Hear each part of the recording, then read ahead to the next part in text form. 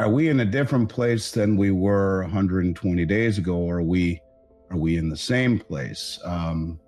Well, in the last 120 days, you would think that actually, maybe we were even worse off 120 days ago. I'm not sure, but it's funny because Moody's downgraded the U.S. Debt, our credit rating, from AAA to AA1, citing an unsustainable federal debt trajectory and rising interest costs. But, the outlook was revised from negative to stable, whatever that means. So maybe that's where we're a little bit better. But, they talk about debt to GDP to hit 134% by 2035. That was one of the key concerns that they had. There's never been a country, to my knowledge, that has eclipsed 130% debt to GDP and has come back from it. Typically what you see is a hyperinflation or an outright default. You have the Congressional Budget Office, Kyle, that says by 2031, 100% of tax revenue will go to pay just the interest on the debt and mandatory entitlement spending, which is off balance sheet, Medicare, Medicaid, Social Security. That's not sustainable when you have $1 trillion defense bill this year, which is discretional. You have to borrow it. And when we talk about trillions, it's important, because $1 million isn't what it used to be. No. And if anyone works a lifetime, they'll make $1 million, probably. They won't save it, perhaps, but over time, it's reachable. I talked to my dad, and he talks about graduating high school in 1964, married to my mother that year, and says, Andy, we could live on $6,000 a year relatively comfortably in 1964.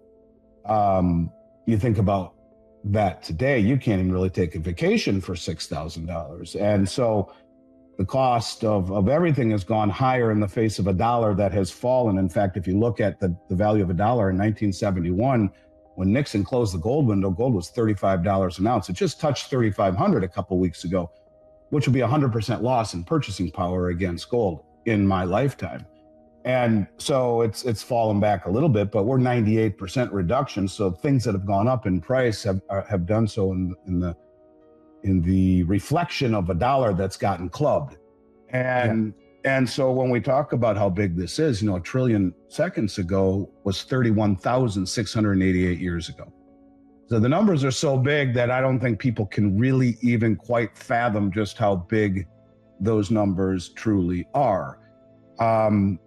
And it's interesting because you talk about, there's so much talk about the trade imbalances. And it's as if, President Trump doesn't quite understand basic economics, because there's something called Triffin's dilemma, which basically says if you are the world reserve currency, you will always have a trade imbalance, because the world is in need of dollars, more so than you can ever provide them just through buying stuff.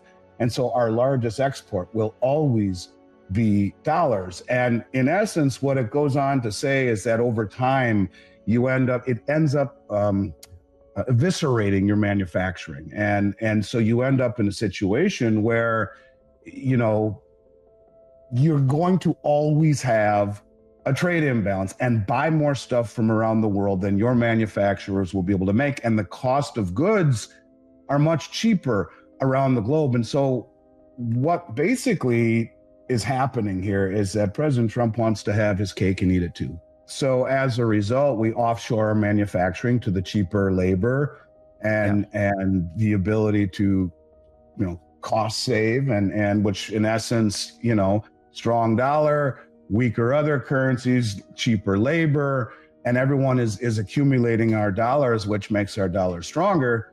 That's just the way that it works. It is that way. And so when you have that situation of Triffin's dilemma, which basically says it's pretty much impossible to be the world reserve currency and not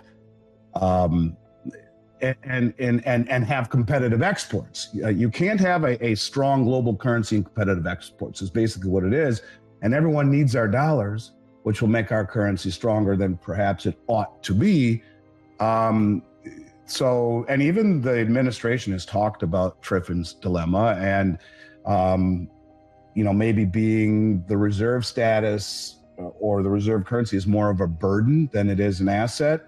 So I'll come back to what I'm getting at in a moment, but in any case, you have to understand if that is the case, then pushing back against the disparity in trade is kind of silly when it is a byproduct of being the reserve currency, unless maybe you really don't want to be the reserve currency, because it is these countries who we expect not only to take our dollars, but then to take the excess reserves and put them into U.S. treasuries, which has kept interest rates low for this country, has kept goods that we buy cheap for this country, and has kept our asset prices high. When you have zero bound interest rates for 20 years, what is price discovery? What is the value of your home in Texas or mine in Florida?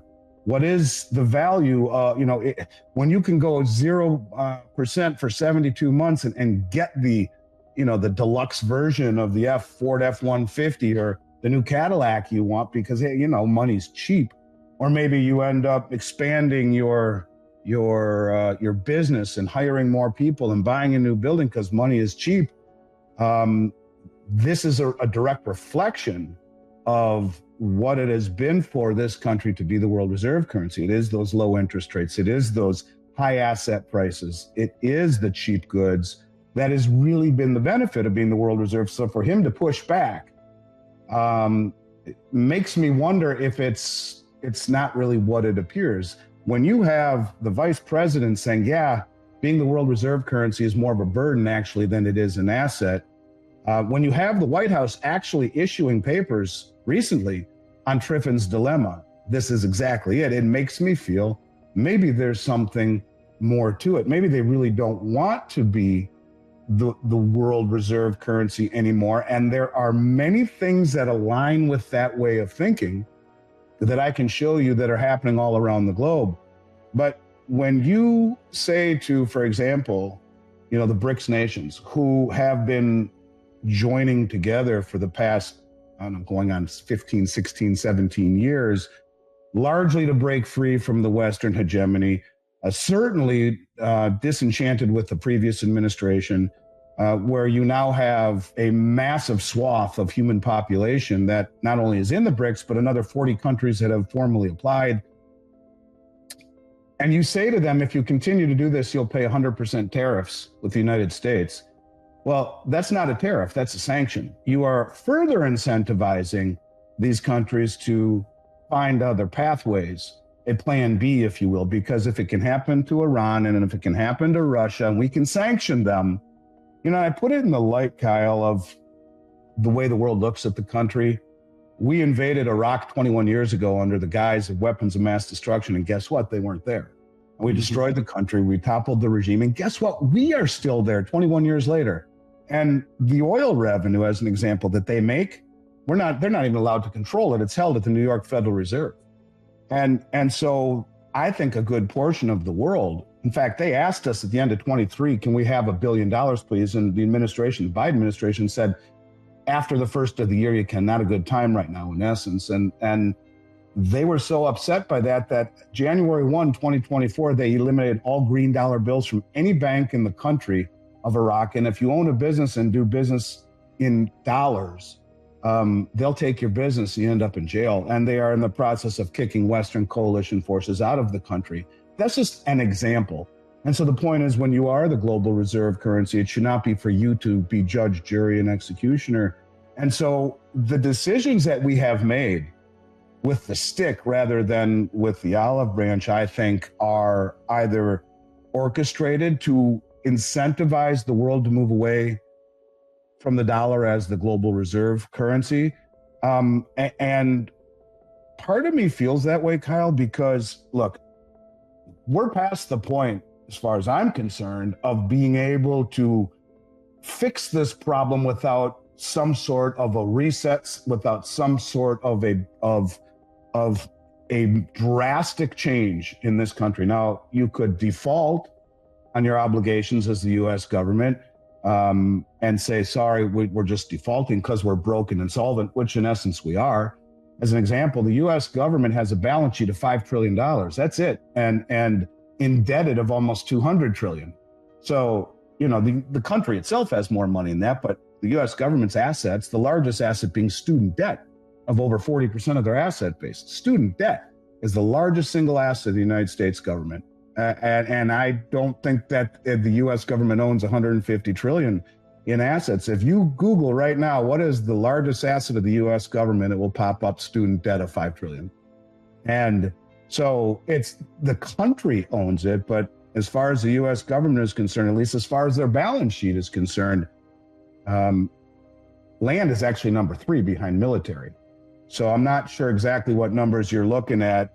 The U.S., the country owns it, but not the U.S. government, as far as I can tell anyway. Asset value U.S. government is approximately 5.7 trillion at the end of fiscal year 2024. This includes various assets such as cash, monetary assets, inventory, related property, loans, receivable, student loans, property, plant, equipment, etc.